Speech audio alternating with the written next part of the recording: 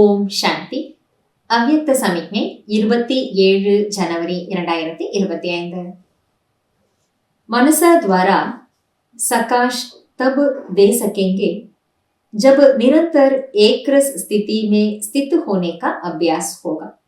எப்போது நிரந்தரமாக ஒரே ரசனை என்ற ஸ்திதியில் நிலைத்திருக்கக்கூடிய பயிற்சி எப்பொழுது ஏற்படுமோ அப்பொழுதுதான் மனதின் மூலம் தங்களால் சகாஷ் கொடுக்க முடியும்.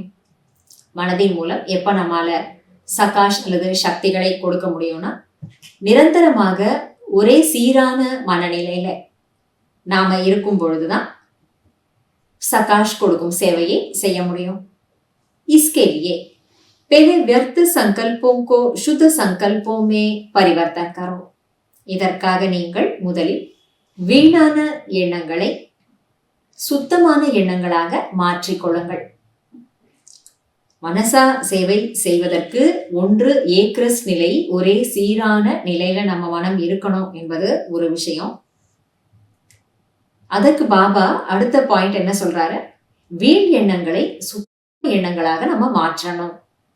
அப்ப சோதிச்சு பார்க்கணும், அடிக்கடி நாம சோதிச்சு பார்க்கணும். வீணான எண்ணங்கள் வரும்பொழுது நாம அதை சுத்தமான எண்ணங்களாக மாத்துறோமா, மாற்ற முடிகிறதா, அல்லது எவ்வளவு வீணான எண்ணங்கள் வருது, இடையிடையில நாம மனசுக்கு பயிற்சி கொடுத்து இத சரி பண்ணிக்கணும். பாபா சொல்றாரு, फिर माया द्वारा आने वाले अनेक प्रकार के विघ्नों को ईश्वरीय लगन के आधार से समाप्त करो। பிறகு மாயையின் மூலம் வரக்கூடிய பலவிதமான விக்னங்களை அல்லது தடைகளை ஈஸ்வரிய லகன், அதாவது ஈஸ்வரிய ஈடுபாட்டின் தீவிரமான ஈஸ்வரிய ஈடுபாட்டின் ஆதாரத்தினால் முடித்து விடுங்கள்.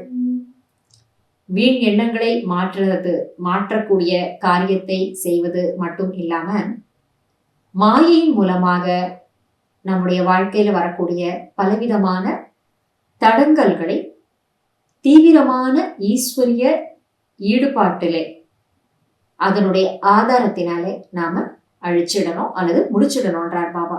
எப்ப ஆத்மாவான நமக்கு ஈஸ்வரிய ஈடுபாடு, அதாவது பாபாவினுடைய அன்புல மூழ்கின அந்த ஒரு தீவிரமான அன்பு நிறைந்த நிலை ஏற்படுமோ, அந்த நிலையில பாபா என்ன சொல்றாரு? எல்லா விதமான தடங்கல்கள் எல்லாம் சமாப்தி ஆகிடும், முடிஞ்சு போயிடும்.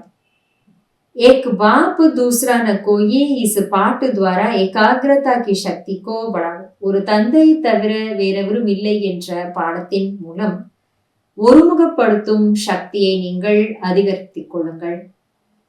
ஒருமுகப்படுத்தும் சக்தினா நம்ம மனசு ஒருவர்கிட்டயே ஈடுபடணும்.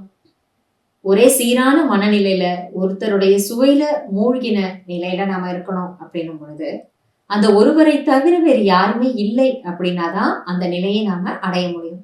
அப்ப அந்த மாதிரி நிலையில இருக்கும் பொழுது மனசா சங்கல்பங்கள் மூலமாக மற்றவர்களுக்கு சகாஷ் கொடுக்கக்கூடிய சக்திகளை கொடுக்கக்கூடிய சேவையை ரொம்ப நல்ல முறையில நாம செய்ய முடியும். நன்றி பாபா. ஓம் சாந்தி.